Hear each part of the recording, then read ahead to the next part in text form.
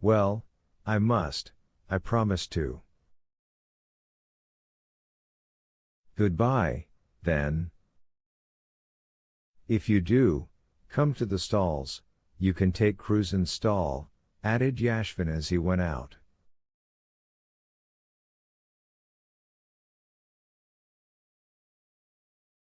No, I'm busy. A wife is a care, but it's worse when she's not a wife, thought Yashvin, as he walked out of the hotel.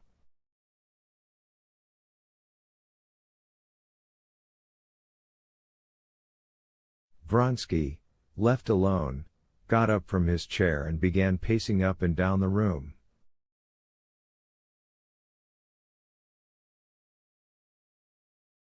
And what's today? The fourth night. Jaeger and his wife are there, and my mother, most likely. Of course all Petersburg's there. Now she's gone in, taken off her cloak and come into the light. Tushkevich, Yashvin, Princess Varvara, he pictured them to himself. What about me?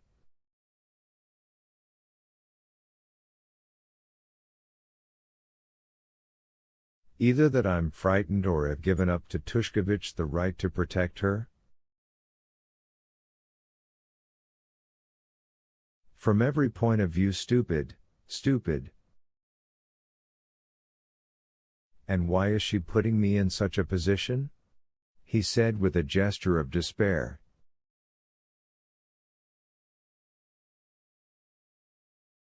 With that gesture he knocked against the table, on which there was standing the seltzer water and the decanter of brandy, and almost upset it.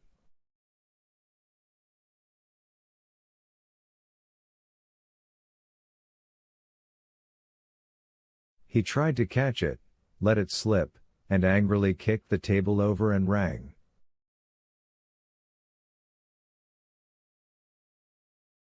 If you care to be in my service, he said to the valet who came in, you had better remember your duties.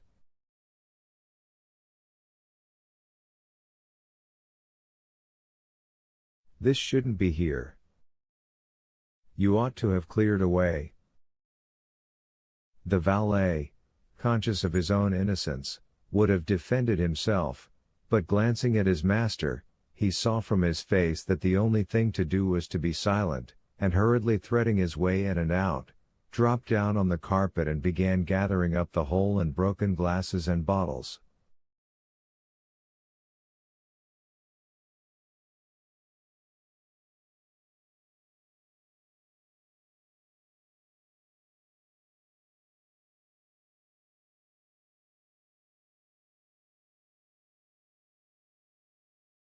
That's not your duty. Send the waiter to clear away, and get my dress coat out.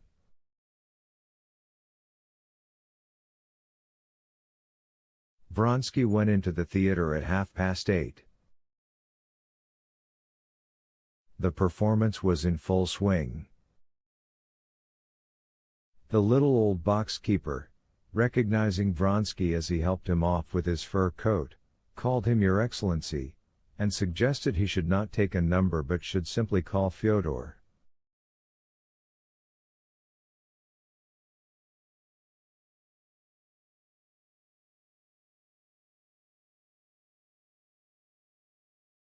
In the brightly lighted corridor there was no one but the box opener and two attendants with fur cloaks on their arms listening at the doors.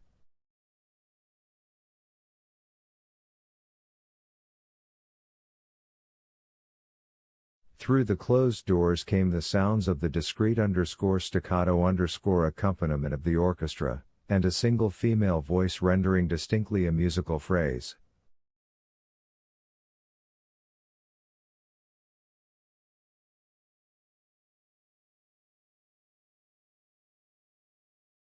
The door opened to let the box opener slip through, and the phrase drawing to the end reached Vronsky's hearing clearly.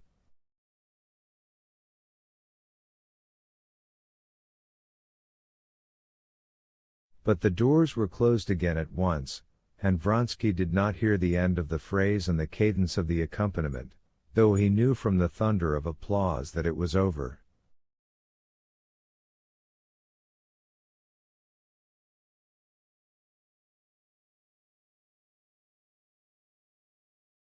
When he entered the hall, brilliantly lighted with chandeliers and gas jets, the noise was still going on.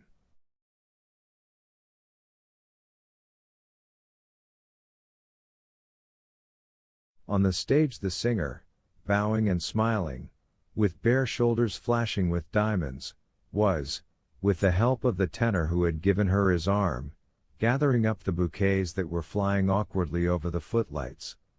Then she went up to a gentleman with glossy pomaded hair parted down the center, who was stretching across the footlights holding out something to her, and all the public in the stalls as well as in the boxes was in excitement, craning forward, shouting and clapping.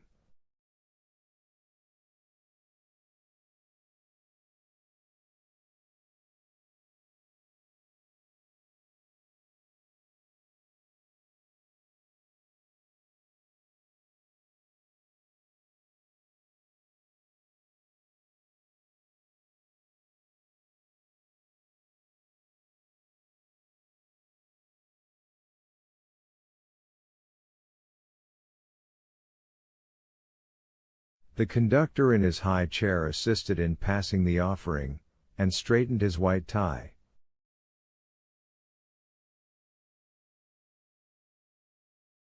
Vronsky walked into the middle of the stalls, and, standing still, began looking about him.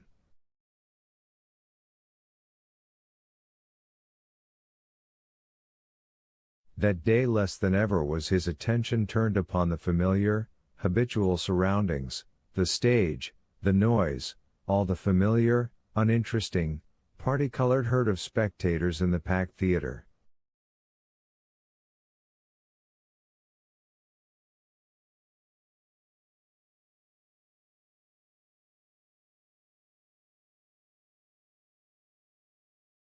There were, as always, the same ladies of some sort with officers of some sort in the back of the boxes, the same gaily dressed women God knows who in uniforms and black coats, the same dirty crowd in the upper gallery, and among the crowd, in the boxes and in the front rows, were some 40 of the real people.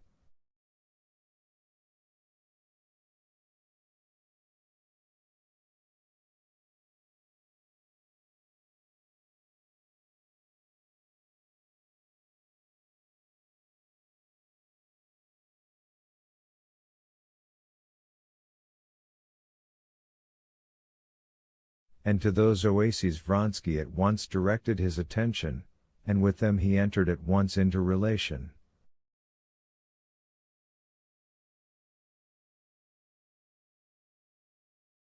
The act was over when he went in, and so he did not go straight to his brother's box, but going up to the first row of stalls stopped at the footlights with Serpuhovskoy, who, standing with one knee raised and his heel on the footlights, caught sight of him in the distance and beckoned to him, smiling.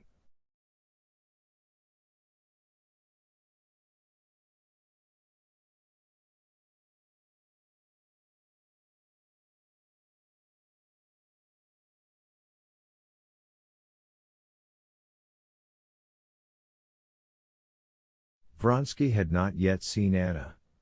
He purposely avoided looking in her direction.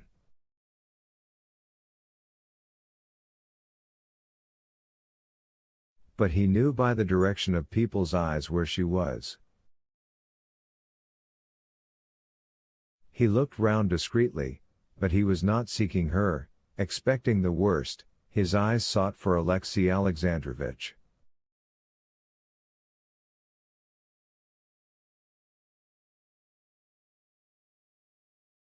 To his relief Alexey Alexandrovitch was not in the theater that evening.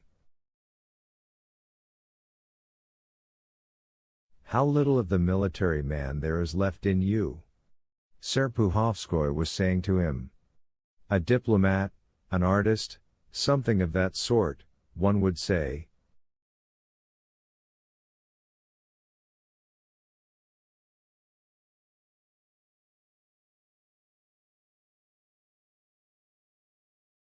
Yes, it was like going back home when I put on a black coat, answered Vronsky, smiling and slowly taking out his opera glass.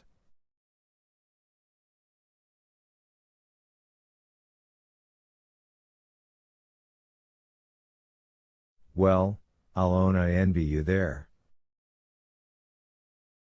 When I come back from abroad and put on this, he touched his epaulettes, I regret my freedom.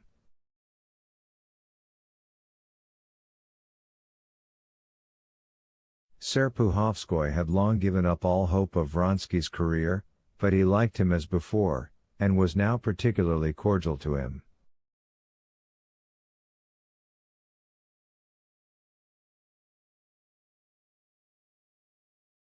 What a pity you were not in time for the first act. Vronsky, listening with one ear, moved his opera glass from the stalls and scanned the boxes.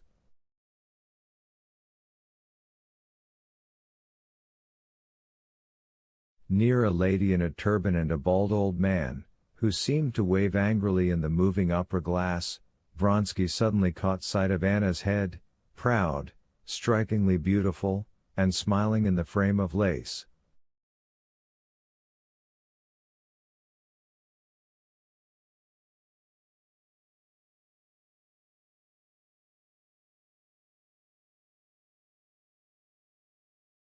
She was in the fifth box, 20 paces from him. She was sitting in front, and slightly turning, was saying something to Yashvin.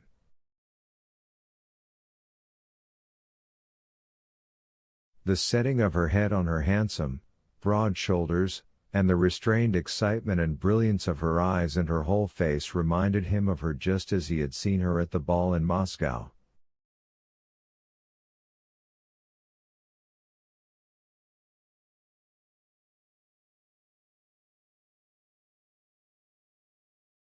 But he felt utterly different towards her beauty now. In his feeling for her now there was no element of mystery, and so her beauty, though it attracted him even more intensely than before, gave him now a sense of injury.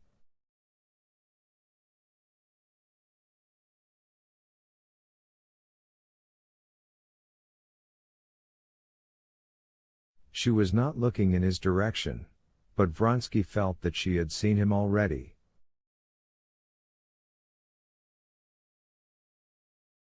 When Vronsky turned the opera glass again in that direction, he noticed that Princess Varvara was particularly red, and kept laughing unnaturally and looking round at the next box. Anna, folding her fan and tapping it on the red velvet, was gazing away and did not see, and obviously did not wish to see, what was taking place in the next box.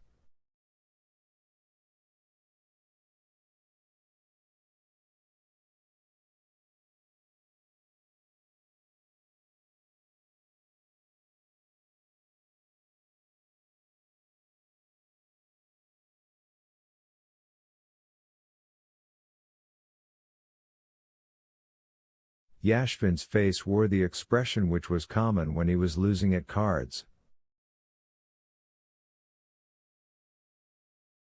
Scowling, he sucked the left end of his mustache further and further into his mouth, and cast sidelong glances at the next box.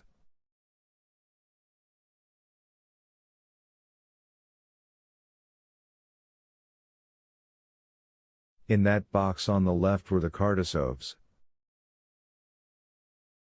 Vronsky knew them, and knew that Anna was acquainted with them.